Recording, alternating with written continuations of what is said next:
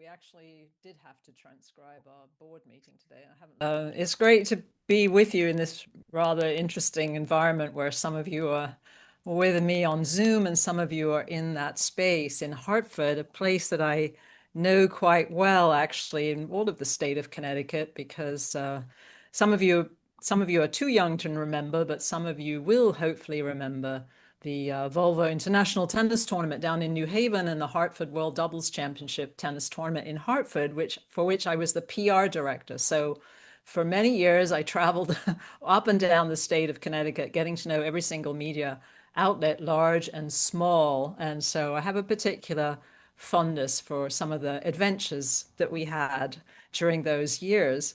And that tells you right away a little bit about my background in that I made a pretty big career switch at some point into this issue.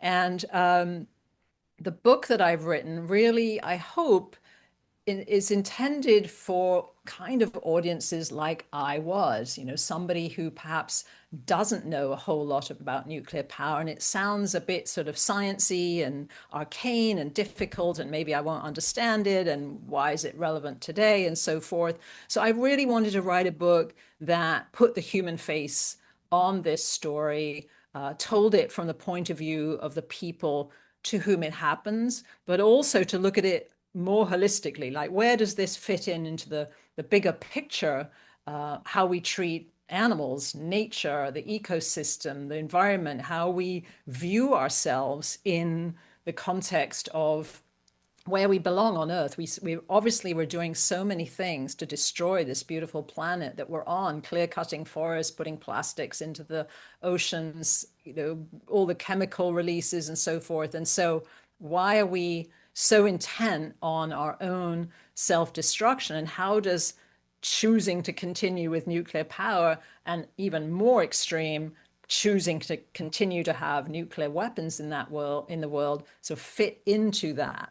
And so in writing this, I didn't do a PowerPoint for this talk for deliberately, really, because there are no charts and graphs in the book either. It's not a lecture. It's a series of narratives. I hope that some of it, I hope it's an enjoyable read, which is a sort of odd thing to say about a book on this subject. But I do feel that, books should be an enjoyable read, or they should be a good read, a fluent read, a bit of a page turner, like the books you've got on the back table with mine. And so it's also intended really to be a kind of an indictment. When I was a teenager, being a female teenager, I was pretty lively and argumentative, and my family would say to me, you really ought to be a lawyer. um, and I took that as a kind of a compliment, because it sort of suggested to me maybe I was winning the arguments. But I didn't become a lawyer. But this book is sort of that idea, that it's an indictment of every aspect of the nuclear industry from the very beginning to the very end, and its evil twin, nuclear weapons, and why we should reject both. And I think another reason I wrote it is that the propaganda is so immense right now from the nuclear industry. It's really a saturation campaign, and it's like a virus that has infected all these governors, including your own, who all think they want, it's what I call the nuclear labubu. It's the new fad thing that everybody wants, but they don't realize it's kind of overpriced rubbish, really. And it'll just fade away at some point until the next thing comes along. But that's what's captivated them all. And they only talk about one phase of this whole story. Whereas my book begins with the beginning, uranium mining, and goes through the whole odyssey of the uranium chain till the waste issue. And these are the conversations that nobody has, that you don't hear. Nuclear power is presented as sort of like a nuclear pop-up, this new reactor, small modular reactor is just going to appear in your community, and bingo, that's the only thing that you need to really know about. And it's, by the way, zero carbon, which of course isn't true not only about nuclear, but about any energy. Any energy source is not carbon free. I mean, renewables are not carbon free. They are low carbon and lower carbon than nuclear, and considerably lower carbon than fossil fuels. But that's really not what it's about. But they just magically appear, these reactors. They don't want to tell you the first part of the story, which involves uranium mining, milling, processing, enriching, fabricating the fuel, building the reactors. They don't want to tell you about that story because that's also a very carbon intensive and very long process. And they certainly don't want to mention the waste. Which, if you do have new reactors coming into your state, as you know, you will be stuck with probably forever. Because from the first moment that the atom was split and the first cupful of waste was generated, nobody has come up with a solution to the waste, including the developers of these new reactors. Now, what I can say about them is that they are universally complete ingenues. They have never, despite what they might claim, built or operated one of these small modular reactors. No one has actually, except for two in China and one in Russia. And those came in late. The Chinese ones came in late and had to start over. They were overpriced. So there's no success story out there. This is not something that exists already. It's fundamentally a sort of crypto nuke. It's a scam that you're being sold. And it's being sold in a variety of different ways. So initially, the new nuclear story was focused on the answer to climate change. That has shifted a little bit lately because it's really not about that for them, and it certainly won't work as an answer to climate change. The reason being that the history of developing nuclear reactors has been one of long delays and huge cost overruns. And I think we can probably all agree that we are in a climate crisis right now, and we should have been dealing with it yesterday or 5 years ago, or actually 30 years ago. So now we're in an emergency where we've got to reduce the most carbon the fastest for the least cost. And that is renewable energy combined with energy efficiency.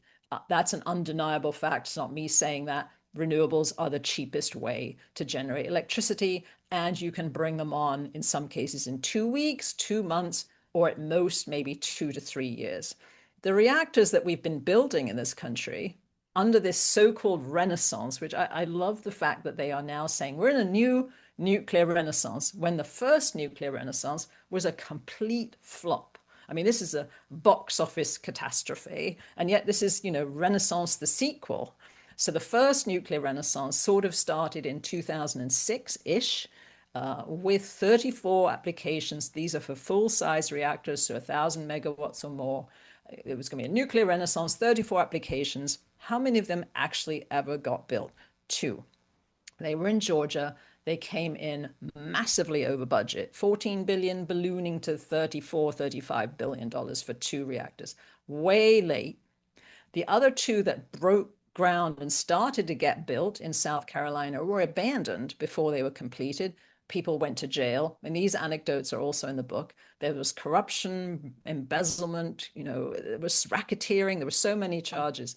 And so it was, I would say, not a renaissance. I mean, it's sort of offensive. I'm a student of Italian literature, so I find it kind of offensive that they even use this word renaissance, which was a great flowering of culture and intellect.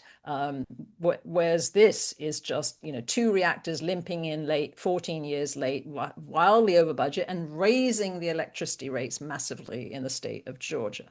So now this is technology that we already know and understand. These are traditional light water reactors that have been around for decades, and everybody knows how they work. And so we should be getting better at building these things. They should be coming on faster and be cheaper. But instead, they are experiencing what's called negative learning, which is they're getting longer to build and costing more. And so that's what we can expect when we embark on these experimental small modular reactors. Again, like I said, there are ingenue companies, they've never built them.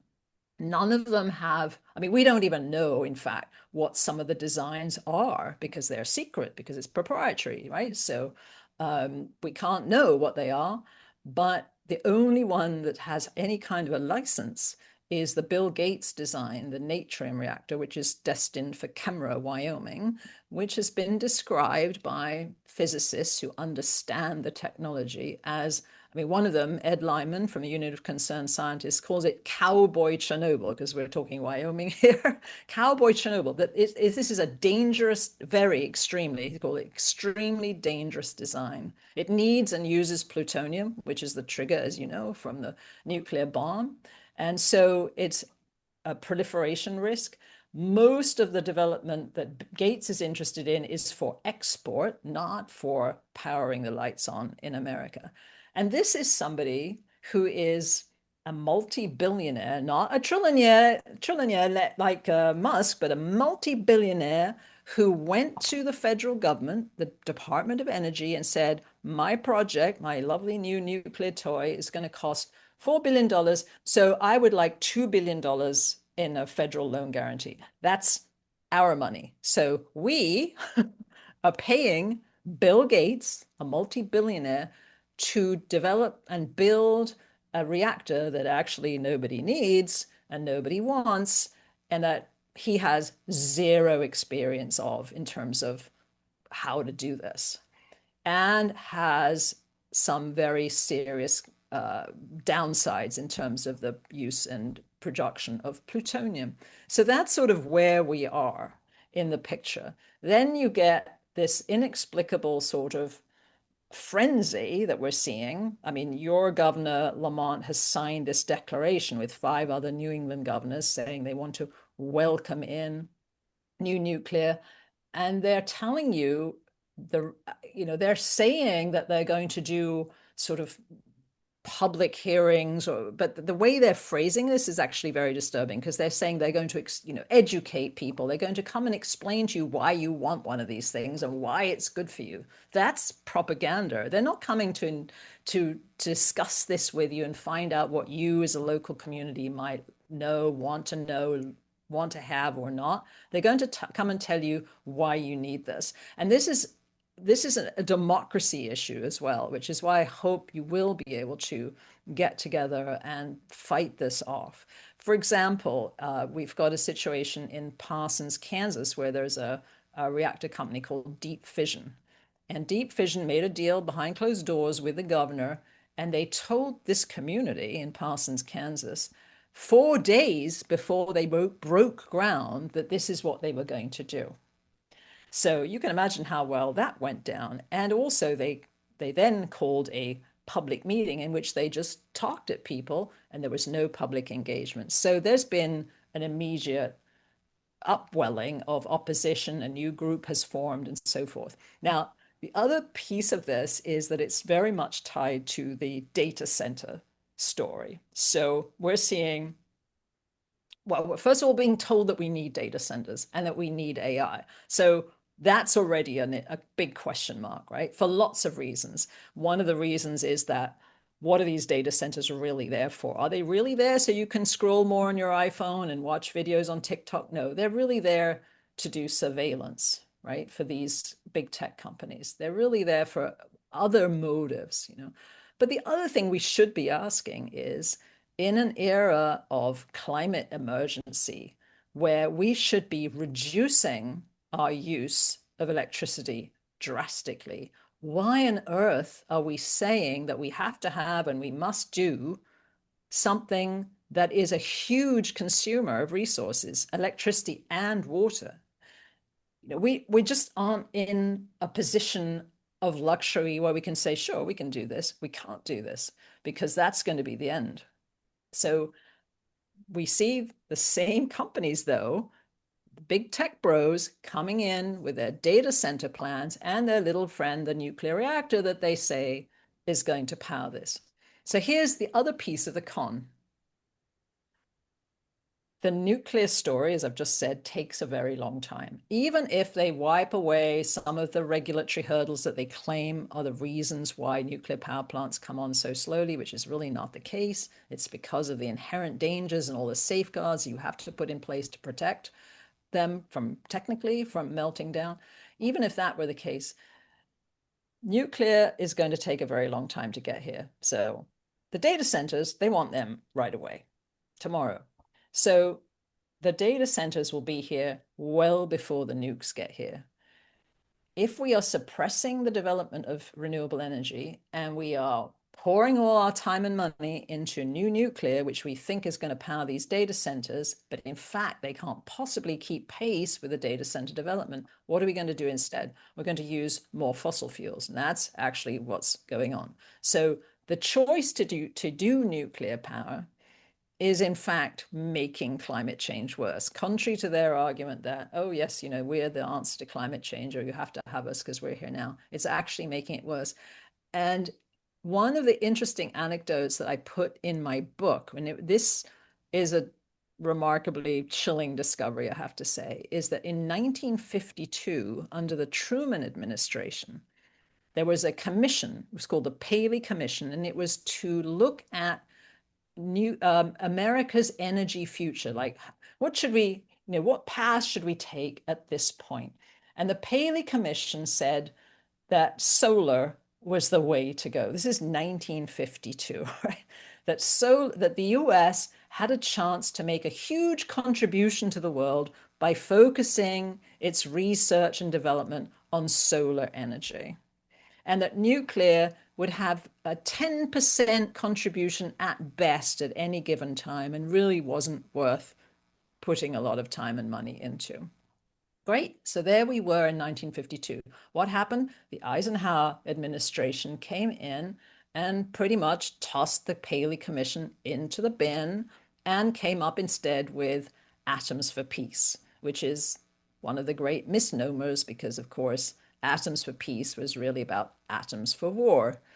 Atoms for Peace was there to, in part, try to put a friendly face on the atom because we had used the atomic bomb on Hiroshima and Nagasaki. And even though the American public did not see the pictures of the human victims from Hiroshima and Nagasaki for 40 years, because these were suppressed and locked away so that people would not see what happened to human beings, you did see the pictures of the buildings. So we see, the city erased and so forth.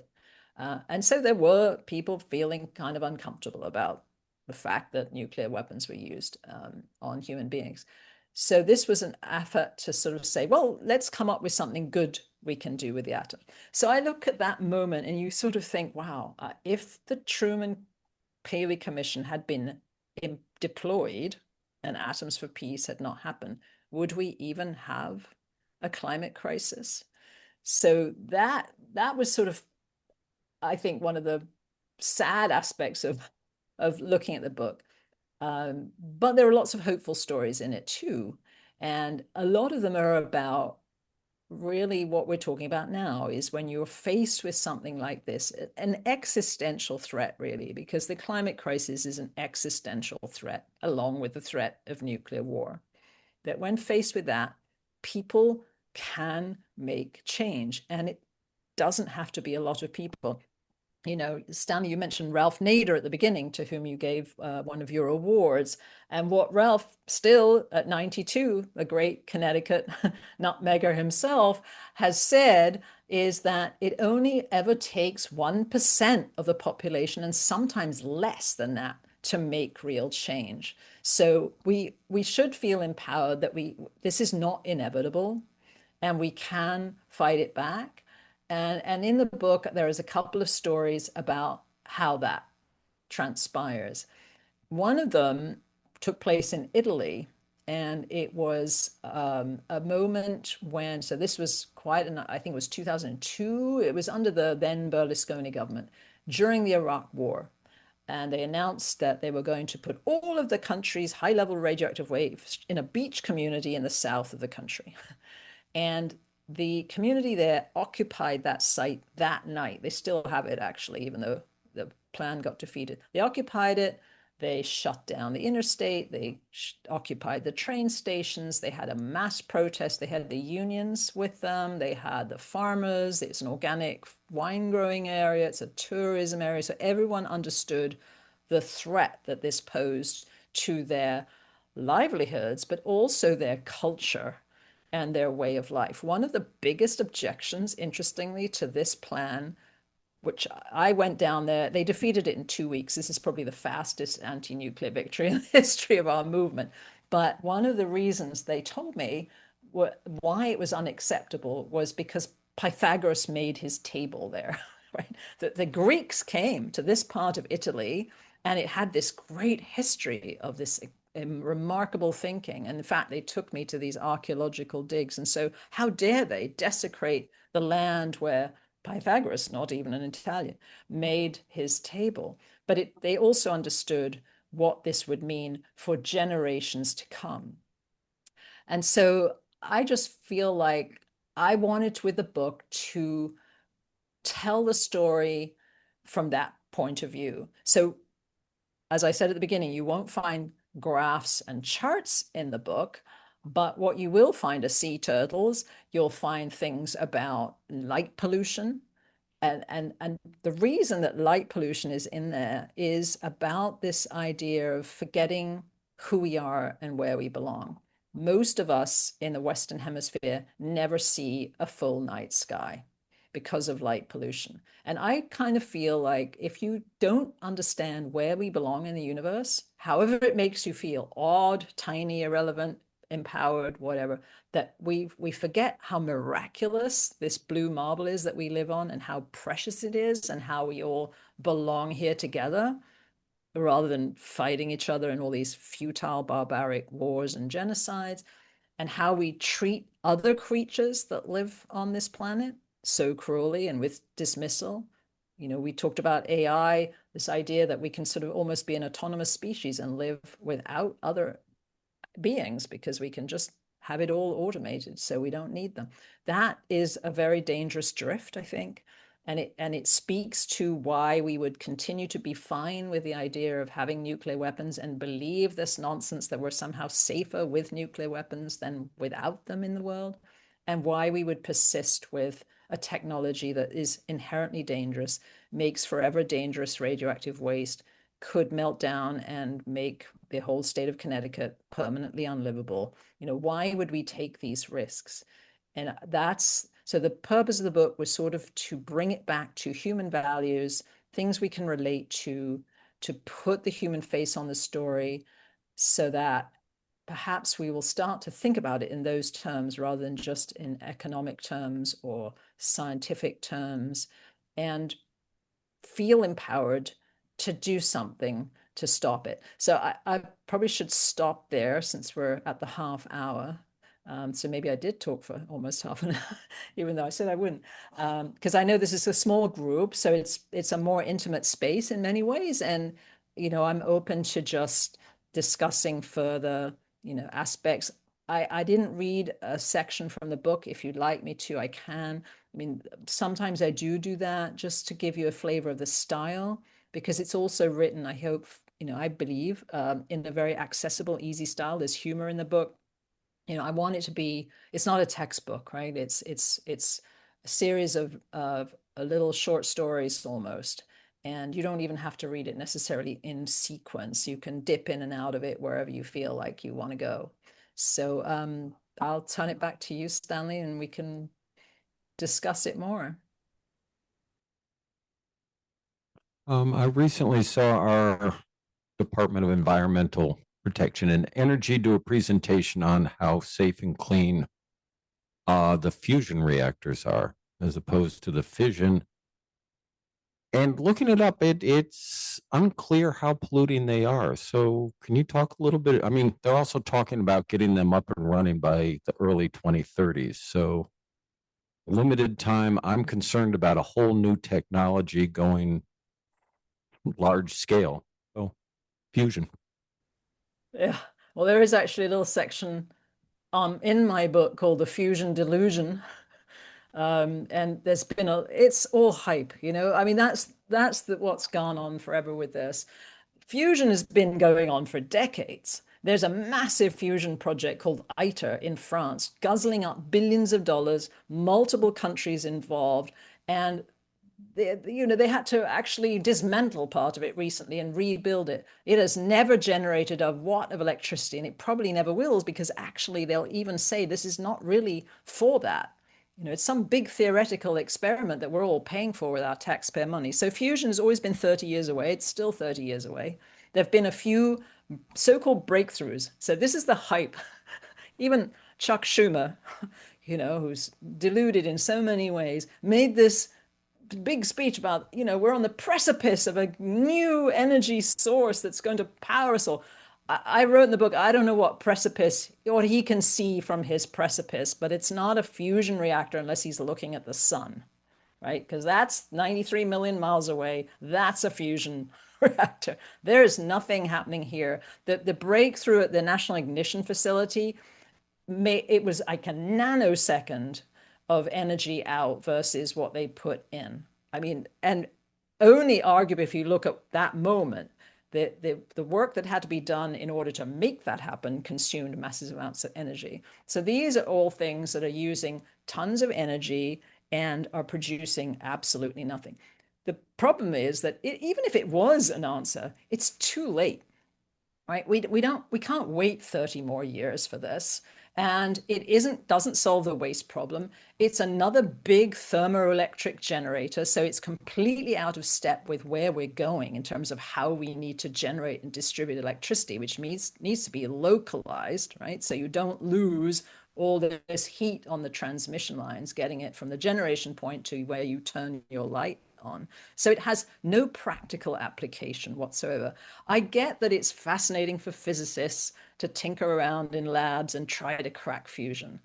We don't have the luxury, though, of playing around with these things if it's really about energy, if it's about dealing with how we generate power without killing off the planet. We need to put all our time and money into the things that we actually have already thought of and work and can deploy quickly and can create thousands, hundreds of thousands of jobs. I mean, the job issue is another great betrayal, in my view, because if you're promising jobs for technology that's going to take 10, 15, 20 years to get here, you know, you'll have aged out of that job before it even comes along. You probably will have found another job between now and then, right?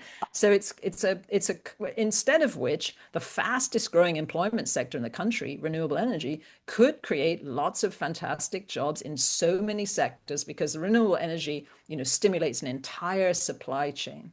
When Germany turned off all its nukes and switched to renewable energy, it revived the steel industry. It revived the ports. It revived the ceramics. It just generated jobs in other places. Not everybody, actually, they didn't make solar panels because what they realized was they could import cheap solar panels from China. So they would do the things that they were good at along the rest of the supply chain because the most important thing was to have a supply of panels that you could put up quickly, but everything around it that had to be done, they could do. So they weren't going to try and reinvent the wheel on the panels part. And so, Germany for a while, it was every political party in Germany was anti-nuclear because it was politically suicidal to be pro-nuclear, which is sort of a fantasy we can't even imagine here, where we have like two allies on Capitol Hill, two people, not two parties. So, I think that the fusion delusion is sort of another thing they try to sell you to make you feel like there's some technology that's going to work, but it's just got no practicability in terms of what we need to do right now. And in fact, I mean, I don't have to go into all the technical details, but there are lots of flaws with it that are not that different from fission. So in the end, you haven't really made much progress. Before we get to the next person, just a little anecdote. I went to a meeting at Princeton at the Institute for Advanced Study, and they talked about a device called a stellarator, which they thought was going to come on and create fusion. And they didn't know exactly when it was going to happen, but they thought, they hoped in the fairly near future. I did that when I was in high school. That was in 1962, and they're still working on it. You have a comment? Yes, I'm interested in what you said about 1%, as little as 1% of the population can make changes. Can you elaborate a little bit on that? Well, I was quoting Ralph Nader actually, so I'd have to ask him to elaborate on that. But the example I gave you, well, here's another example. So, which is also in the book. So we talked about uranium mining, which of course isn't talked about here because no one understands really even what powers a nuclear power plant. I'm going on a little bit of a tangent, but I'll get to the answer to your question. And so uranium mining in this country historically happened on Native American land. And so they were exploited in the sense that Native Americans, mostly Navajo, had to work the uranium mines. Then when they were abandoned, they were left with all the contamination left behind, because 80% of the radioactivity in the uranium that's mined stays on site in the form of what they call tailings. So it's a great it's a kind of colonialist discriminatory practice to use and abuse communities like that, who get none of the benefits. As we know, Native American communities are still some of the poorest, if not the poorest in the country. Many of them live without running water, electricity, and so forth. And yet they had to mine this uranium first for the nuclear bombs and then for electricity. But in Scotland, right off the north tip of Scotland, there's an archipelago called the Orkney Islands. And that actually does have uranium. And so a company came in and said, this is going to be good for you, and we're going to mine uranium. And the community rose up, and there were only, I think, 1,000 people. I'm not sure what the population of the entire archipelago is, but 1,000 people demonstrated, signed petitions, and they actually defeated this project. It's now a kind of renewable energy mecca, because they've got wave power, tidal power, electric cars, wind power on and offshore. But it just took a sort of understanding of what was at stake. And that was in the 70s. I think now we have a much more acute understanding of what's at stake, because we really are in a perilous time. We're at a crossroads, right? Where it's do or die, literally. So I think, we'll see what happens in Parsons, but that's a small group of people that started this, and they got off the ground quickly. I'm seeing this, for example, around the Finger Lakes in upstate New York, where same story. They're coming in with data centers and nuclear power plants, and people are getting mobilized. They're getting ahead of the game. And I think one of the important things is to sort of be educated and informed, because what they will do is they'll come in and try to sort of snow you on, like you said, they'll come and tell you how good it's all going to be for you and how great it'll be for jobs and climate and so forth. And so if you're informed, you can rebut them early. I mean, I remember going to a meeting like that in Illinois, where the Nuclear Regulatory Commission, who's the regulator of the industry, came in to tell the community how, there was nothing to worry about, that the nuclear plant had leaked tritium into the drinking water, and not to worry about it. And they didn't realize how quickly that community had got educated. And so they came in to tell you that eating a banana was more dangerous than living near this plant, and using salt on your food. And there was just a little bunch of little ladies, in the audience, who looked to him harmless, who knew a heck of a lot. And they took him apart. This guy, who said he was a doctor or something, never appeared again, right? And that community went door to door. They did their own analysis of the cancers, which were phenomenal. I mean, almost every house had something going on. And so I think it's doable, but you got to be willing to do it. And we've seen it with other things. So there's no reason for this issue not to have that happen. I feel very cynical about how you change the minds of politicians, other than if they hear from their electorate, because it seems to me the only thing they really are worried about is keeping their job. And they will spin one way or another depending on what they hear from all of you. So if you're telling them in great numbers that you don't want something, then they'll probably adopt that position, because they're not really, I mean, clearly Ned Lamont, what does he know about nuclear power if he's spinning all these yarns to you about what it can do for the states? All complete nonsense. But he thinks it's because what everybody wants, or he thinks he can make you believe it because it's too difficult for us to understand in science, and we don't, So we just have to refuse to be conned, I think. And one of the things, so in the back of the book is an appendix called 10 Reasons to Reject Nuclear Power.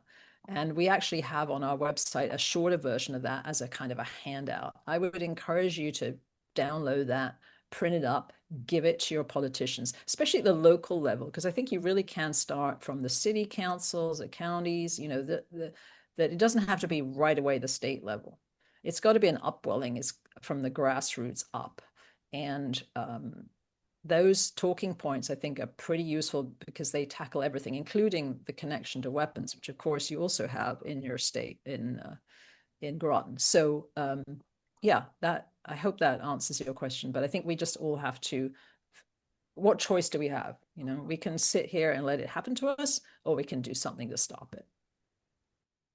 Now, I think, Dan, are you saying there's a question from the Zoom audience? No, I just put in, for those that are on Zoom, I put a link to the handout that Linda just mentioned, the 10 reasons to reject nuclear power. However, if you are in the Zoom audience, feel free to put your questions in the chat and we will read them to the group. Okay, who would like to say something Thank you. or ask a question? You know, I would love to. I can see two young ladies sitting here on the other side of the aisle, and I don't want to put you on the spot, but I would love to know actually what your interest is, because we don't, you know, we don't have a lot of young people in this movement. I know, I'm sorry. If you don't want to, you can just say, no, I don't want to take the microphone. But I'm just interested to know why you're here, because maybe you've been sent here to get credits for class. I don't know. But you know, that's intelligence that we need, because we're an aging movement for sure. Hi, I'm Allison. I'm Lamaya. We're actually interns for the Sierra Club, the Connecticut chapter. And we were actually tabling here. But I mean, I study at the University of South Carolina, and like we learned about the nuclear power plants in South Carolina, and I wanted to sign up for this tabling event to just get more of an understanding, not from the South Carolina area, because I feel like what we learned down there is very different than Connecticut. And I'm a Connecticut local, so I think this is an important issue, and I do think it's hard to like even get the 1% to like do something. I still, like, for my age range, I just feel like it's not something we're like as concerned about, which is crazy because it is a big issue. And I just feel like just attending things like this to even like get a better understanding to inform people my age is important. You want to say it? I'm Lamaya. I'm also an intern with the Sierra Club. I'm a nursing major though, so I'm not really like as educated about like climate action and things like that. So my reason for taking the internship was just to educate myself and to learn more. So I feel like coming to events like this is just like a chance for me to like to learn more. I think with our generation, we know more about like AI and the way it uses water and everything like that. But I think there are smaller fights like nuclear power that like our generation doesn't know much about. So I think events like these are just a chance for us to like jump at it and like learn more so we can go to our local like officials and like tell them why we don't agree with it. That's great. And thank you for that input, you know, and I think that, so it's interesting that you mentioned South Carolina, because in addition to it being the place where the two reactors that were supposed to get finished didn't finish, so it's sort of the poster child of the nuclear failure, if you like. There's also in Oconee, Oconee nuclear power plant, which is downstream of two earthen dams, and it was decided at the time that this plant was built that dam failure just wasn't something that we need to bother to even consider. So we're looking at a plant that could have effectively an inland tsunami, right? Because when you hear about the Japan disaster in 2011 Fukushima, they always say, oh, well, we don't have to worry about that because we don't have tsunamis, we don't have earthquakes. But we actually could have effectively a complete inundation of that plant, which would be a similar catastrophe to the Japan, where you would lose a whole swath of the state. So that is really interesting. I mean, the other thing I think with, in a way, it's sort of reassuring that young people are not really bothering with nuclear power, because it means that it doesn't seem like it's an imminent threat. And it probably isn't in some ways, because, as I'm saying, it's all propaganda and hype and fictional power plants that don't exist except on paper, that haven't been licensed, and that may never materialize. The health piece, though, as you said, you're a nursing student, the health piece is really important and a very key piece to understand, I think, particularly for women. Because as you may already know, since you're studying this, exposure to radiation is more dangerous for women, especially pregnant women and children, because their cells are still dividing and so forth. And we as a gender are not protected against nearly adequately enough. The standard that's in place now for radiation exposure is based on a healthy white 20 to 30 something male, the most robust person who can withstand the highest dose. Not that we don't protect for the fetus, the most vulnerable, and the females. And under the Trump administration now, there's an attempt to further weaken those standards so that they, and part of the reason is that they know that with the data center proliferation, they want to put them in high density population areas. And so they want to be able to put reactors in high density population areas, which means lots of people will be exposed. And so they got to make the standard weaker so that they don't have to protect for those populations. So that's a very key area, I think, to keep in mind as you work with the Sierra Club. Actually, it's a chapter of the Sierra Club in South Carolina that's our partner in the fight to stop the Oconee continuing to operate, the Oconee plant. So thank you for your contributions. Those were super helpful. I mean, the other thing I hear with the younger audience is that, we don't really do things that are fun. And I don't mean that in a frivolous way. I do look at some of the climate action, like climate defiance, and some of these groups, they go and they disrupt these dinners and they tell these fossil fuel companies exactly what they think of them. And it's a bit risky, but it's also kind of fun in a strange way. Or at least you feel like you're doing something, and you get your video and it goes viral, and you make your point, and it's very high profile. And we in our movement haven't really been doing things like that for a long time. We're just too few and too scattered across the country. So we have to sort of rethink how we approach this issue. And that's why I hope with my book, it is written in a very accessible, sometimes fun, there are jokes in it, funny style. There's some sarcastic takedowns of people like Oliver Stone. So there's even a football player in it, soccer to all of you. So, there's lots of different tangents, which hopefully there's something for everybody in it. But anyway, sorry, I know there was a lady behind you who wanted to ask something. I wondered if you could speak to the waste issue and the longevity of that. I think I first learned about nuclear power plants when I was 12, and they put one in across from where I lived in Niantic, Millstone. And I remember being really young and learning about how long we had to care for the waste of this, and just knowing that that's not going to be possible. We don't even take care of our elders. Yeah. Well, we've never solved the waste problem. And so what we always say is the first thing you have to do is stop making more of it. It's incredible that an industry that's been around for about 80 years has never had to take responsibility for this high-level radioactive waste that it generates, nor has it gone anywhere. So it's all at the reactor sites. There was an attempt to put it in a deep geological repository, Yucca Mountain in Nevada, which was neither geologically nor politically acceptable. And also you had to transport it pretty much across the country. Most of the reactors in this country east of the Mississippi. And it's on unceded Western Shoshone land. So it goes back to the same story that you see with the uranium mining, with the atomic testing, frankly, that you're going to discriminate on Black, brown populations in faraway remote places where you can just say, oh, there's nobody out there. Well, the Western Shoshone are out there, and they did not want that waste. So the waste is incredibly radioactively hot and thermally hot. Much more because of the fission process of splitting atoms in order to boil water, to make steam, to turn a turbine, to, the complications of this technology alone when you start to describe it, you think, why are we doing something so crazy difficult when we could just put some wind turbines up and the fuel is free? This has fuel. We don't call it that. And one of my arguments with nuclear is we shouldn't call it nuclear power. We should call it uranium power, because everything else is gas, coal, oil, solar, wind. We call it what it is.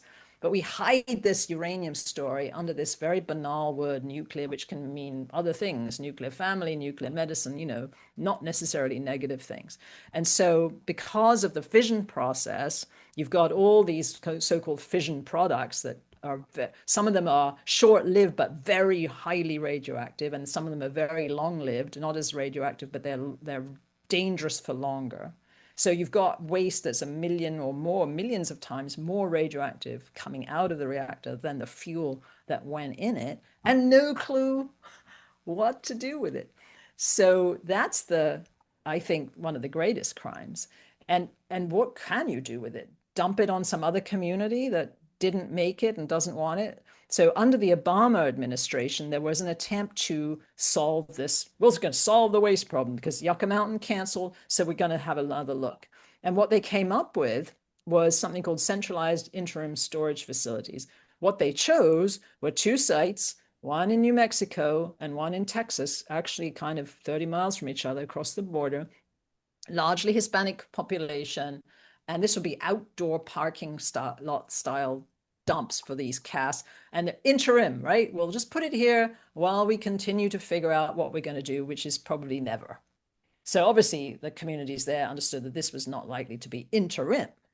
It was more likely to be de facto permanent. And they are both, the New Mexico one was defeated. I think the Texas one, I think, is defeated. It may still be wrapped up in the courts, but nevertheless, that's the only so-called solution they've come up with, is to just stick it on some brown community somewhere else that, is going to be not empowered to resist this because we'll dangle some money along with it. Or, they tried to put it on the Goshoot Indian Reservation in Utah, similar story, split the tribe, dangled millions of dollars, eventually got defeated for other reasons. But it's a highly discriminatory practice. And there's just no evidence that I can see that there's any real consultation. There's no free, prior, and informed consent, and there's no right to say no in these processes. 2 essential things, right? So with Millstone, yes, you're probably going to be stuck with the waste indefinitely. Now, that isn't necessarily wrong in the sense that that is where it was generated, but you can't leave it just sitting in fuel pools and casks. You've got to protect it adequately, and that's never happened. One of the options that's never been looked at by the US government, which allies of ours, colleagues of ours have advocated, is something called hardened on-site storage, which means that you bunker it, you protect it, you berm it, it should not be visible from the air or from the street, and you leave it there while it thermally and radioactively cools, and you hopefully maybe find something else to do with it. It's the least worst option, not a good option, the least worst option. That's the best we're probably ever going to be able to do. And the other option that was talked about was reprocessing, which has not happened in this country since the Ford administration, which is it's sort of the dirtiest end of the spectrum other than uranium mining, probably actually worse, where they separate from the fuel that's come out of Millstone, for example, the uranium and the plutonium. And then theoretically, you could repurpose the uranium and the plutonium to feed back into reactors. But in fact, we don't have reactors that can do that. But now they're talking about giving weapons grade plutonium, surplus plutonium, to these startup companies who have no experience operating or building reactors to use as fuel, because they can't wait for this other kind of high assay, low enriched uranium fuel, because that comes from Russia. So you can be fairly sure that if another plant comes into your state, you will see the waste sitting there for the foreseeable, if not permanent future. Does that answer? Before I go to the next person, 2 things about that. The nuclear power plants are designed to resist certain things, hurricanes, mild earthquakes, and so on and so forth. But it didn't occur to anybody that they should be resistant to a military attack. I mean, who would be mad enough and cruel enough to do something like that?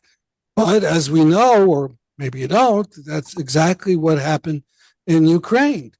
And in February, on Valentine's Day of 2025, someone, most assuredly Russia, sent a drone that blew a hole in the containment area of their Chernobyl plant.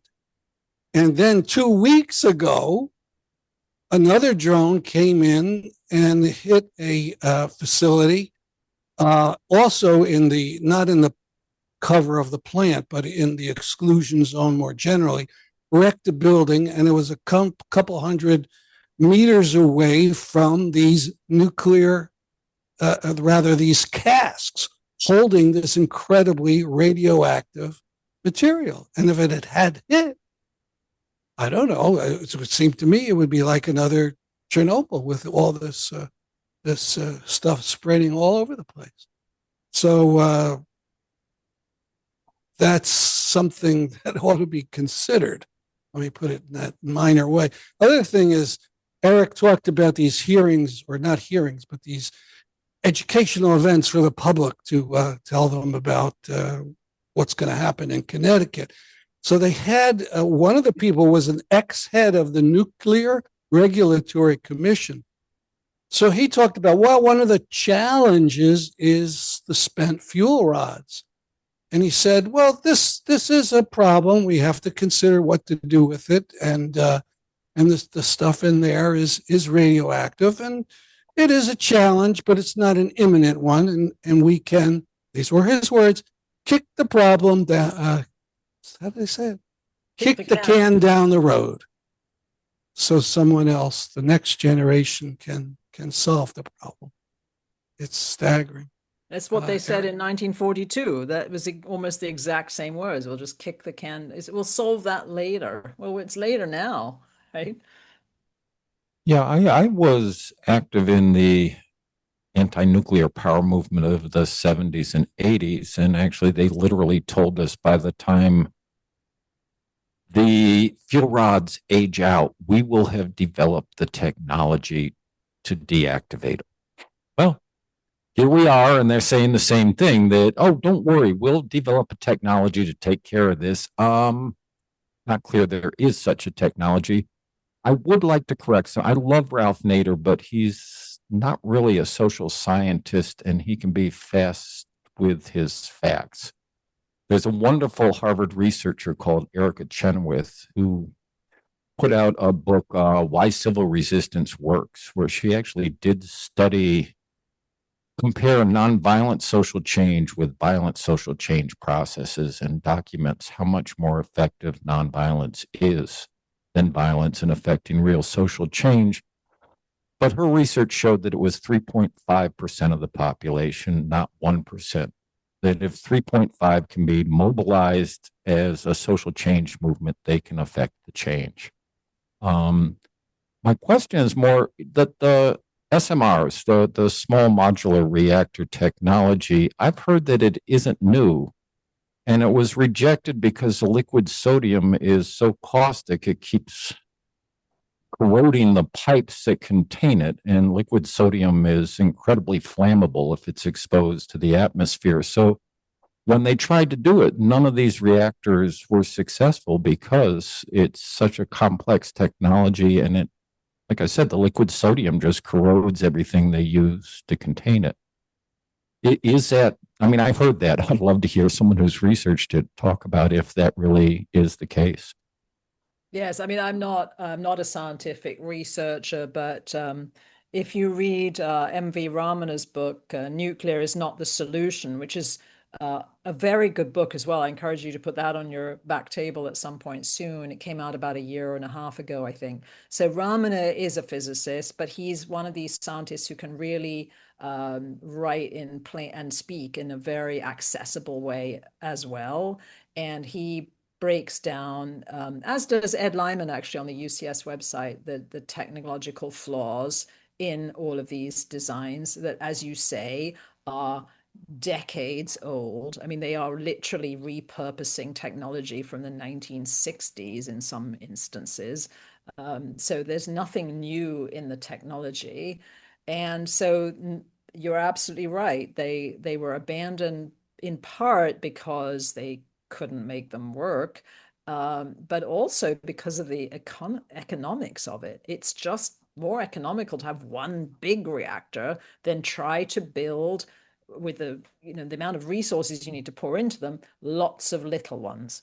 And so small modular reactors have something called poor economies of scale, which just means they're actually per megawatt hour more expensive to build, and the electricity they deliver will therefore be more expensive. And they actually, according to a Stanford study, make more waste than a traditional size reactor. So there's no improvement there other than a marketing image, which is, oh, they're just like little Lego pieces and we'll just roll them off a factory and you can click them together on site. We're back to the sort of pop-up idea, which is, just not realistic, because there are no investors in most of these reactors, but there are no investors in the upfront factory where you're going to mass produce them. And then you have to, in order to meet the same output as 1,000 megawatt big size reactor, you've got to have quite a few of these reactors. So when we're looking at sites that they're talking about, they're not necessarily saying we're going to put one 300 megawatt reactor there. They're going to say we're going to put 4 of them. So that's 1,200 megawatts. So we're really in the same zone of danger as we are with a big one, because also if they are all cookie cutter factory pieces, if something goes wrong with one of them, it'll probably go wrong with all of them at the same time. So then you've got the same level of catastrophe, just in multiple reactors at once, with far fewer safety pieces in place, because what they're saying is they're so small and they're meltdown proof. So we don't need an evacuation zone. We can just have the emergency zone at the fence line of the facility. And after that, you don't have to worry, no sirens, no evacuation plans, no health plans, nothing. But you've got 4 300 megawatt reactors on one location. There's no difference. The other thing I should say about the small modular reactors, because they claim that they're so safe and different, even though they're decades old designs, is that they nevertheless insisted to be included under something called the Price-Anderson Act, which because the insurance industry will not insure nuclear power plants, they have an indemnification that's set at $15 billion per major accident, that after that we pay, right? So if you have a major accident under Price-Anderson, the owner of the plant pays the first 15 billion, and then it's on the taxpayer. So let's talk about what Chernobyl has cost to date. $700 billion. What Fukushima is heading towards costing, $500-600 billion. That's going to be our bill, right? Because they don't want to take the liability. Now, how come, if these small modular reactors are so safe, why do they need Price-Anderson? It contradicts their entire argument. So yeah, you're absolutely right that it's an old idea. It didn't work. It's not economic, and it's not safe. We had promised you just about an hour, and just one last thing I want to do. Talk about a strategy we're kicking around. Don't you want to give these out?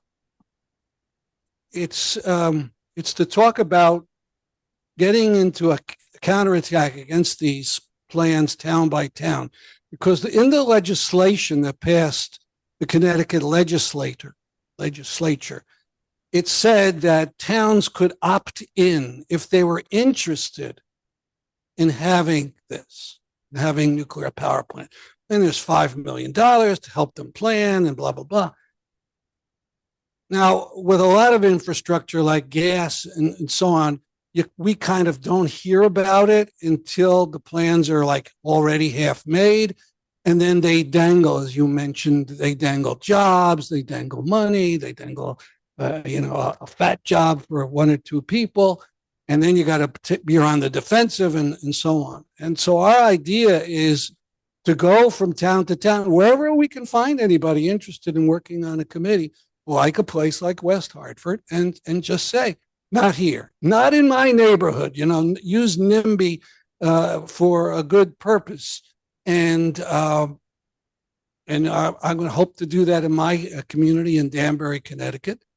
And we don't know, whether it's going to be salt or the other element. I forgot what Sodium. No, Yeah. the element that burns Yeah. sodium, or just water. We have a big lake in our community, and certainly, if people thought that they're going to be using water from that lake, they'd get up in arms. So I'd like to hear your thought before you go, Linda. I know you're on a time budget, and No, then I'm not on a other time people- budget. I'm happy Oh, to. I'm happy sorry. to be here.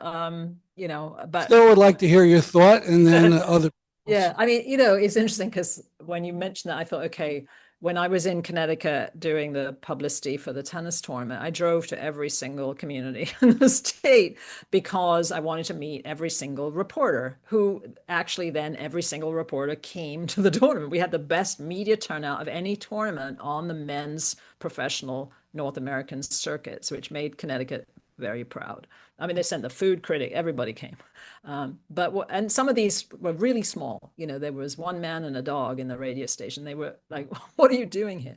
So I think you're a small enough state that you can do exactly what you've described. You could do town halls in every community in the state and just start to educate folks about what's coming and what it really means and why it's not going to be helpful in any way. It's going to put people at risk. It's going to increase electricity rates. I mean, the whole propaganda that Lamont and his cronies are putting out is that it's all about affordability, right? This is the buzzword now. Every year or so, there's a new buzzword right now. Everyone's jumping on this because it worked for Mamdani in a genuine way. So now we're going to use and abuse it for a campaign like this. And I was reading this whole sort of announcement about DEEP, Department of Energy Environmental Protection, and what they're doing. And just the very way that they're wording it is a red flag flying instantly, not the communist kind, the alarm kind,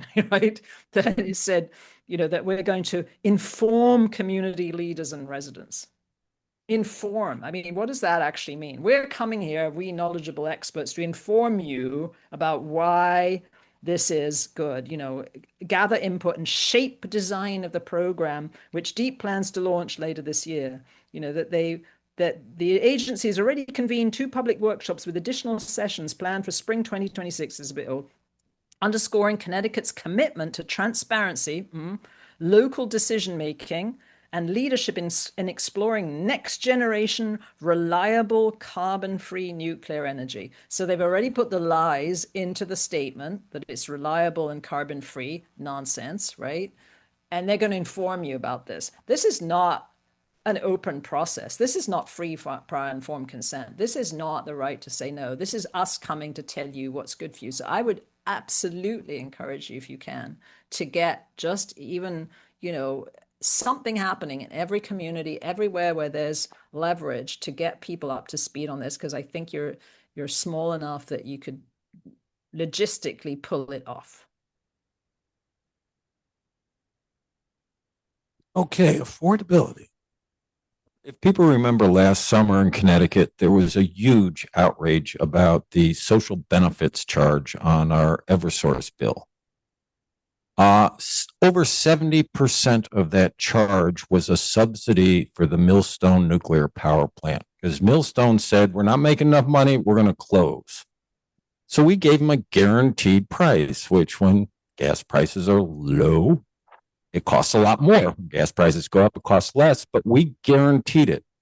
Everybody flipped out about it. 77% of it was subsidy for nuclear power. This is where we have to challenge affordability. And I also had a question. The Clean Air Task Force were on the panel that I attended around fusion, and they claim to be an environmental group, but they seem to be set up exclusively to sell fusion power as environmentally correct. And fission. Do you know? And fission. It's a front Okay. group. Do you know anything about that group? Unfortunately, yes, because the person who founded it, I mean, you said you go back, some decades on the anti-nuclear power beat, and he was actually, I think, I may be wrong, a member of the Clamshell Alliance, which was the first anti-nuclear power group that fought the Seabrook reactors. And so this is a turncoat who's found the money tree because I'm at I'm the executive director of an NGO. Do you think there are any foundations out there that are giving us millions or even hundreds of thousands of dollars to fight nuclear power? No, there aren't. Are there big entities out there that are willing to give this guy and the Clean Air Task Force, cleverly named, millions of dollars to promote nuclear power? Absolutely. It's always a follow the money story, and that's where the money is. So, and you're absolutely right. I mean, this whole thing about requiring utilities to purchase electricity from Millstone, which means shutting out other sources of electricity, is exactly part of the problem. And the other problem is that when you look at what's going on now with Iran and the Strait of Hormuz and this restricting of access to fossil fuels and what the volatility that's resulted in and the extreme rise in prices, that doesn't happen if you're powering everything with renewables, right? That you're shielded from all of that if you choose renewables. You're not shielded from that if you choose nuclear energy, because it's not homegrown power. These reactors are not going to be fueled by homegrown nuclear power, even if they do manage to open up another uranium mine or two. So it's energy independence, really, and that renewables are about. And so Clean Air Task Force is a front group, name is not to be trusted, and their agenda is richly funded by nuclear corporations, actually, directly. Now, we had promised the co-sponsors we would have enough time at the meeting for people to go up to the tables and to get literature and meet each other. So is there any last question that we can do briefly? And is there any question online, Dan or Bill? There's no questions online. Okay. And please come up and make a statement.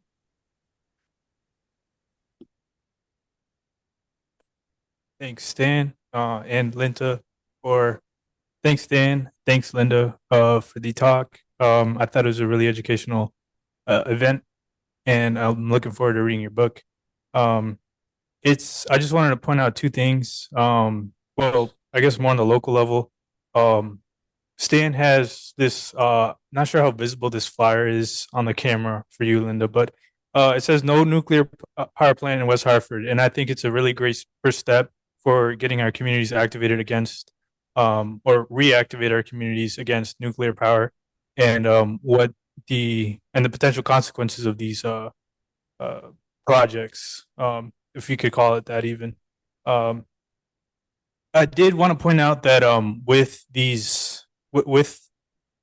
an issue like this, already in Connecticut, we are there are also different issues related to the nuclear, similar to the nuclear fight against nuclear power, primarily the AI data centers, that I think unanimously, like all over the country, people are super opposed to data centers, as well as flock and similar surveillance type of cameras. Here in Connecticut, in Windsor, not too far from West Hartford, there is a reactivation of the flock cameras that the town had previously passed to turn off. And last week, during their town hall, if I remember correctly, I wasn't able to go. My friend was able to go, but she had mentioned that the cameras are being turned back on, despite what the community had vocalized with their local leaders. So I just wanted to bring those issues to light. And my second point is that I do see a recurring theme with these industries, like surveillance industries, tech industries, and nuclear and type of industries. It seems like that whenever profits are prioritized in any industry, it seems like it produces really poor environments for local communities. Um, and as long as profits and money is rewarded for pursuing projects like nuclear, where the waste is never solved, where data centers are just popped open instead of like infrastructure being fixed in your local communities, and where cameras also spring up overnight to like read your license plate wherever you go without you ever having a vote or a say or an expression of opinion. It seems like the local communities are just left to suffer the consequences and kind of either take it or but the alternative is to really just educate yourself and educate your friends, your family, your communities, and get out there and to join these movements because at the end of the day, when profits are rewarded, there is no other way forward but to trust in your community. Thank you. Yeah, and it's interesting what you say about profits and the money piece of this is so on point, because we're looking at some of these startup companies that have no experience with reactors are getting investments from venture capital, right? And so they're getting tens of millions of dollars invested, but one of them, is about to go on the stock market saying, we consider this high risk. We may actually not deliver a reactor. I mean, this is, they're actually declaring this. There's a good chance they're grabbing the money while it's there, either from venture capital or from federal support from the Department of Energy, as I described with Bill Gates. And so they can make a quick buck themselves without any obligation to deliver anything at all. And in fact, that already happened once with the NuScale, which was the first out of the gate small modular reactor plan in the west of the country. So they had to sell 80% of the power that they said they were going to generate to buyers, potential buyers. They only got to 21%.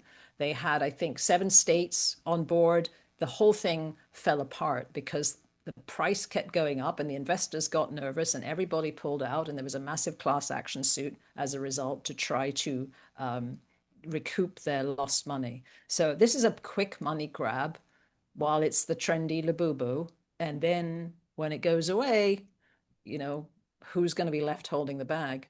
We are, and we'll be stuck, as you said, with all this surveillance that we don't need. So thank you for that contribution, and I guess I should say my farewells and let you go and mill around. I'm sorry I can't be there to join you and sign books. Thank you so much. Thank you. Excellent.